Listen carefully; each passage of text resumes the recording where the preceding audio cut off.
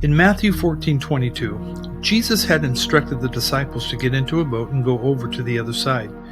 During the night, the wind and waves arose, and the boat was buffeted by the waves and in jeopardy.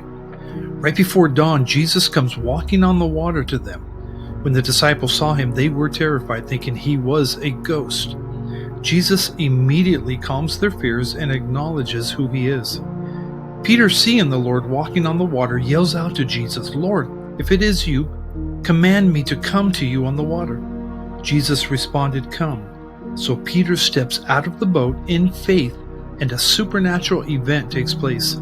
He starts to walk to Jesus on the water by the power of God, but shortly after becomes afraid and begins to sink when he sees the severity of the wind and waves. In a panicked fear, he cries out to Jesus, "Lord, save me." Immediately, Jesus reaches out, lifts Peter to the top of the water, and then rebukes Peter for his lack of faith. Upon the two of them entering the boat, the wind and waves disappeared. If we take what happened with Peter out of the picture for a moment, it's still an amazing miracle of Jesus walking on the water and calming the wind and waves. So often we are caught in the storms of life, desperate for them to just simply pass without any thought of growth within them. If you're anything like me, you just want the miracle of a calm storm, and that would be enough.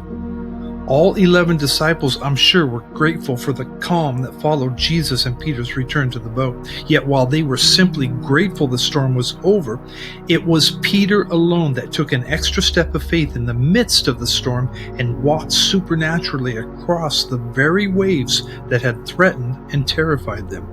Peter was the only one who received a deeper, more personal experience of faith. Yes, Peter did ultimately falter in this place, but I think this is the lesson we are to learn. In every storm of life we face, Jesus is already there walking on the problems before us. In the middle of these difficulties, if we would just be still and listen, it is at this point that God can speak a word of clarity and direction, and when that extra step of faith and obedience is taken, like Peter, something so supernatural and miraculous can happen in our lives.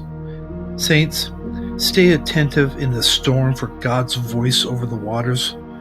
Don't allow the difficulties in your life to grab your focus and attention away from Jesus. And like Peter, even when the storm is raging, call out to the Lord and say, "Lord, if it is you, command me to come to you on the water," and see what God will do.